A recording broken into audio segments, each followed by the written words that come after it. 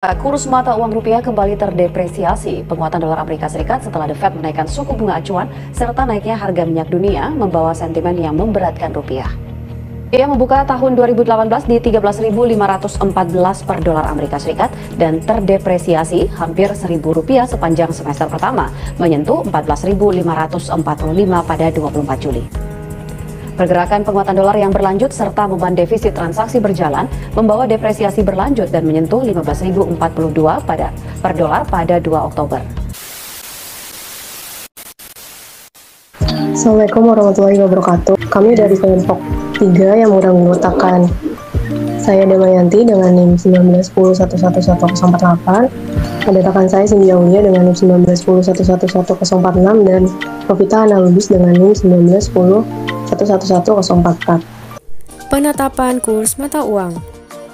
Apa itu kurs mata uang? Selanjutnya kita akan membahas definisi kurs mata uang.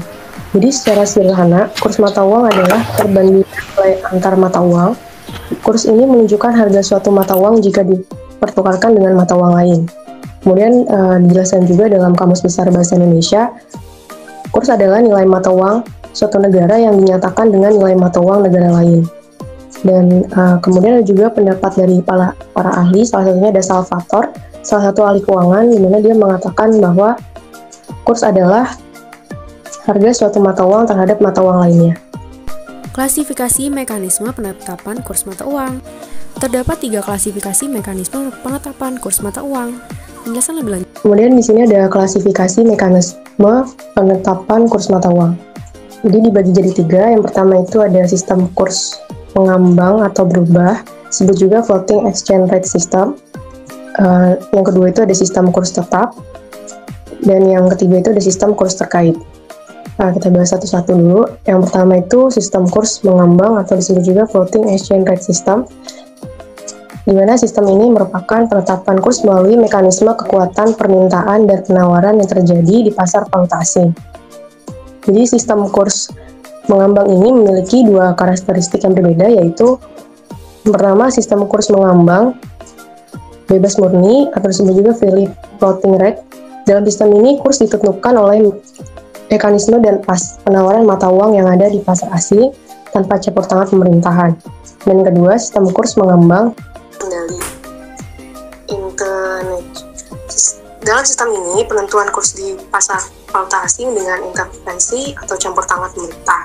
Pemerintah mempengaruhi kekuatan pasar dengan berbagai kebijakan di bidang moneter, fiskal, dan perdagangan luar negeri.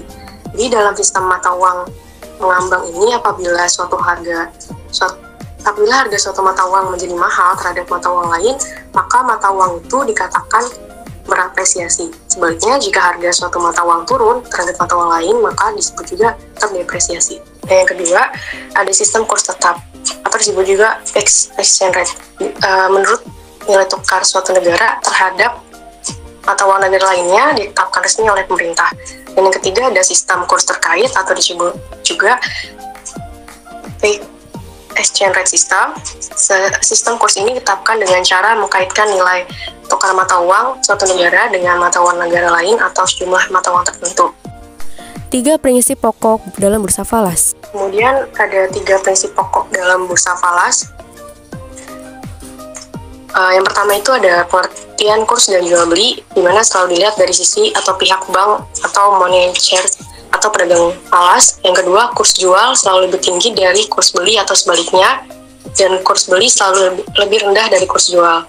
Dan yang ketiga, kurs jual atau kurs beli dari mata uang adalah sama dengan kurs beli atau kurs jual dari mata uang falas lawannya.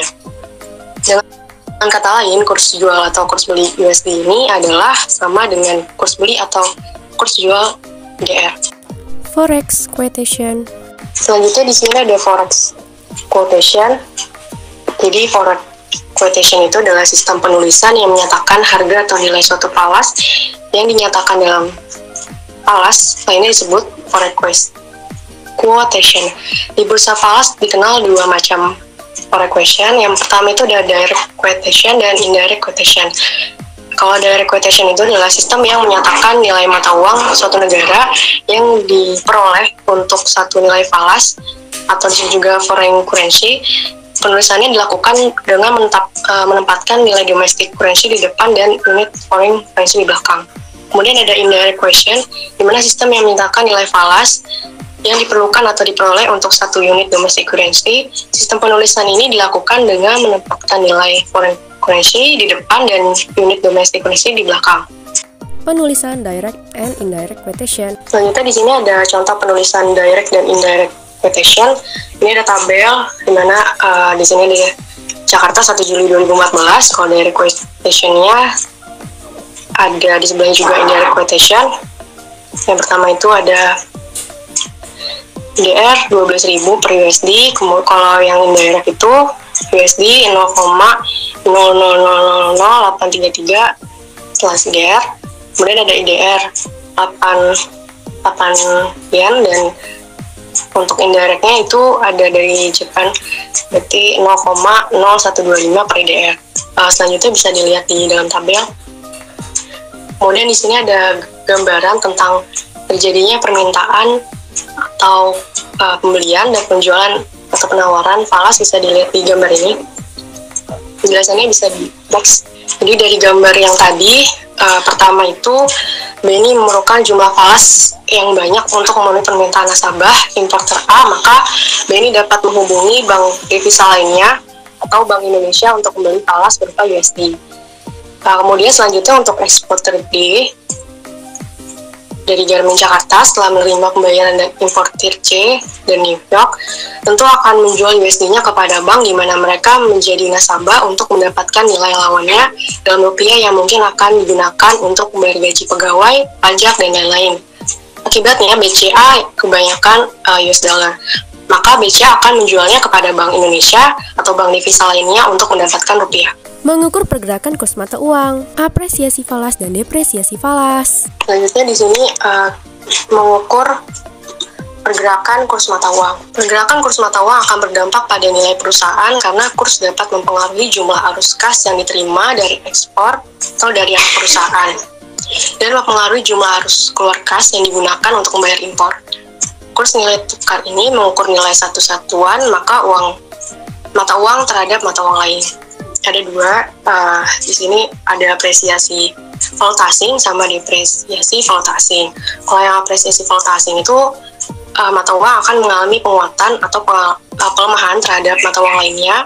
Jadi mata uang ini mengalami penguatan relatif terhadap mata uang lainnya dinyatakan sebagai mata uang yang terapresiasi. Sedangkan untuk yang depresiasi valuta asing, ini mata uangnya nilainya turun terhadap mata uang lain. Perhitungan apresiasi valuta asing. Ada contoh perhitungan apresiasi valuta asing. Di rumus ini pada saat kurs spot dari dua titik yang waktu perbandingan. Yang pertama itu ada S, artinya kurs spot yang baru atau hari ini, sedangkan ST-1 itu kurs spot yang sebelumnya. Maka persentase perubahan nilai perubahan falas itu rumusnya persentase nilai falas sama dengan S min S T-1 dikali 100 per S T-1. Contoh perhitungannya di sini pada tanggal 27 Agustus 2001 kurs spot euro per USD itu 1,8. Berarti itu yang sebelumnya. Kalau yang sebelumnya berarti kita pakai kurs spot sebelumnya. Pada tanggal 28 Agustus kurs spot euro per USD itu 1,20, pakainya yang S yang baru. Nah, tinggal dimasukkan ke rumus. Dari rumusnya S min ST-1 dikali 100 per ST-1, jadi sama dengan S-nya itu 1,20 dikurang 1,18 dikali 100 per 1,8. Hasilnya 1,70%. Jadi artinya euro terapresiasi sebesar 1,70% terhadap dolar Amerika. Sebaliknya dolar Amerika mengalami depresiasi terhadap euro. Perhitungan depresiasi valuta asing. Selanjutnya di sini ada perhitungan depresiasi, rumusnya juga masih sama. Langsung ke soalnya, ya, pada tanggal 24 Juli 2021, kurs spot euro per USD itu 1,38. Berarti pakainya yang kurs spot sebelumnya. Kemudian pada tanggal 25 Agustus 2021, kurs spot euro per USD itu 1,24. Itu pakai yang baru. Rumusnya masih sama, berarti 1,24 dikurang 1,38 kali 100 per 1,38. Hasilnya minus 10,4%. Nah, ini tandanya negatif, artinya euro ini mengalami depresiasi. Artinya depresiasi itu euro itu terdepresiasi terhadap dolar Amerika, sebaliknya dolar Amerika mengalami apresiasi terhadap euro. Revaluasi dan devaluasi. Revaluasi dan devaluasi. Revaluasi adalah naiknya nilai tukar suatu negara terhadap mata uang lainnya, sedangkan devaluasi menunjukkan penurunan nilai suatu mata uang terhadap mata uang lainnya.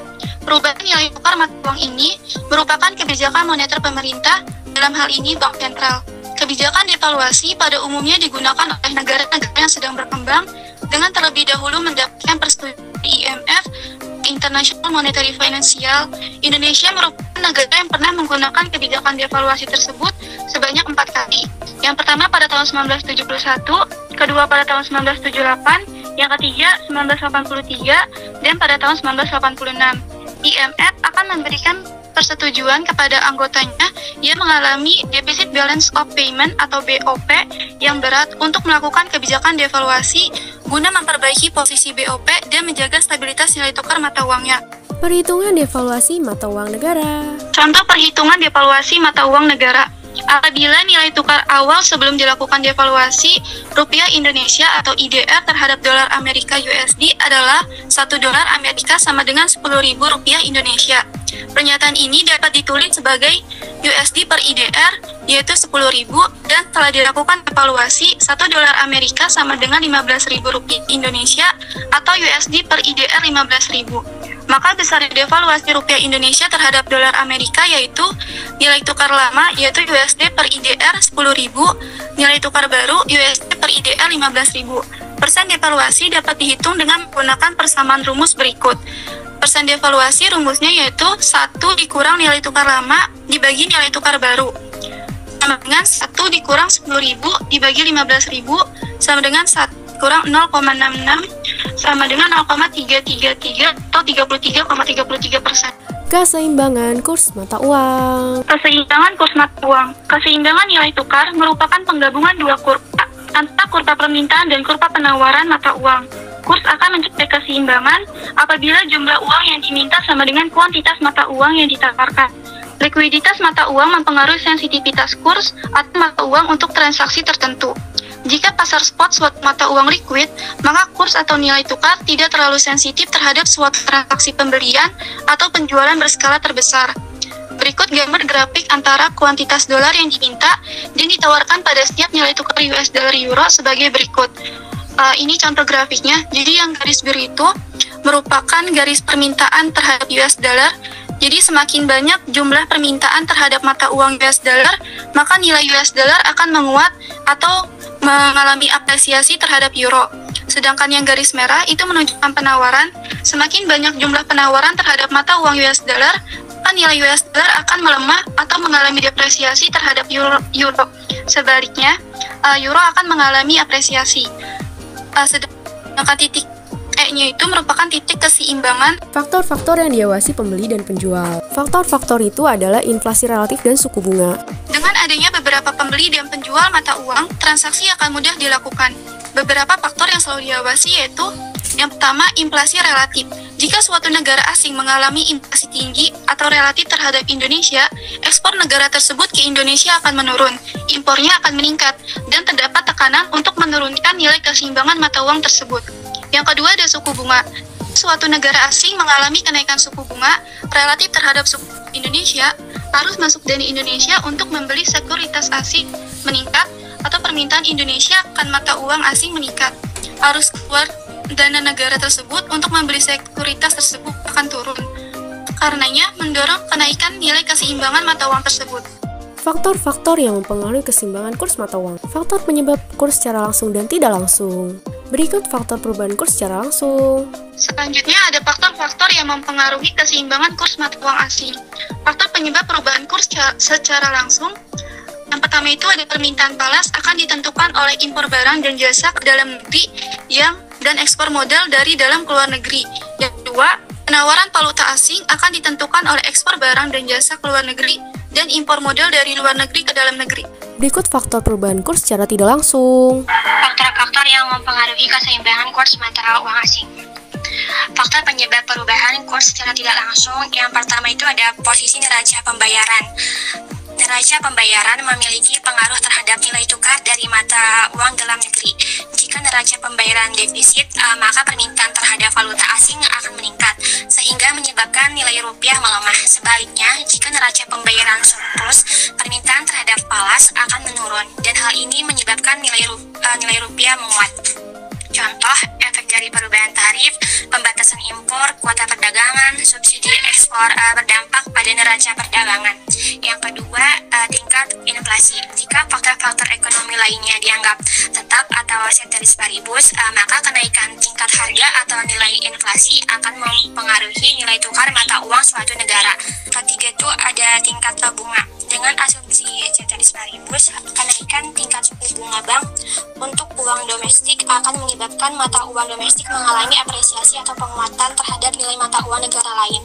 Suku bunga mempengaruhi operasi pasar valuta asing dan pasar uang. Ketika melakukan transaksi, bank akan mempertimbangkan perbedaan suku bunga di pasar modal, nasional, dan global dengan pandangan yang berasal dari laba. Yang keempat, tingkat pendapatan nasional. Tingkat pendapatan nasional hanya akan mempengaruhi nilai tukar melalui tingkat permintaan valuta asing. Kenaikan pendapatan nasional yang diiringi dengan meningkatkannya kegiatan transaksi ekonomi melalui kenaikan impor akan meningkatkan permintaan terhadap valuta asing, sehingga menyebabkan nilai mata uang domestik terdepresiasi. Faktor-faktor perubahan kurs secara tidak langsung. Yang kelima ini ada kebijakan moneter. Kebijakan pemerintah bisa mempengaruhi keseimbangan nilai tukar dalam berbagai hal, termasuk usaha untuk menghindari hambatan nilai tukar valuta asing, usaha untuk menghindari hambatan perdagangan luar negeri, dan melakukan intervensi di pasar uang, yaitu dengan menjual dan membeli mata uang. Yang keenam, ekspektasi dan spekulasi. Untuk sistem nilai tukar yang diserahkan kepada mekanisme pasar secara bebas, seperti halnya rupiah dan sebagian besar mata uang negara-negara di dunia, sehingga perubahan nilai tukar rupiah dapat juga disebabkan oleh faktor-faktor non-ekonomi. Spekulasi valuta asing. Spekulasi valuta asing. Spekulasi adalah suatu usaha mendapatkan keuntungan dari berdagang berdasarkan harapan tentang perubahan harga di masa yang mendatang. Menganalisis spekulasi dalam pasar spot. Berikut cara menganalisis spekulasi yang dilakukan dalam pasar spot. Definisi transaksi spot. Transaksi spot adalah pembelian atau penjualan mata uang asing dengan kurs berlaku di pasar spot. Kurs di pasar spot ditentukan oleh penawaran dan permintaan terhadap mata uang asing di pasar antar bank. Menganalisis spekulasi dalam pasar forward. Berikut cara menganalisis spekulasi yang dilakukan dalam pasar forward. Definisi transaksi forward. Transaksi forward adalah transaksi pembelian dan penjualan mata uang asing dengan kurs forward yang ditetapkan saat transaksi dilakukan. Kurs forward berlaku untuk waktu yang akan datang atau future period antara 2x24 jam sampai dengan 1 tahun. Definisi transaksi SWAP. Selanjutnya ada definisi transaksi swap. Transaksi swap yaitu suatu kontrak pembelian atau penjualan mata uang asing dengan kurs yang disepakati sekarang sesuai spot dan dikombinasikan dengan melakukan transaksi pembelian atau penjualan mata uang asing dengan kurs forward. Terdapat beberapa daftar pustaka yang kita ambil sebagai referensi, ada dari web, jurnal, dan lain-lain. Sekian dan terima kasih. Itu saja yang dapat kami sampaikan. Wassalamualaikum warahmatullahi wabarakatuh. Have a nice day.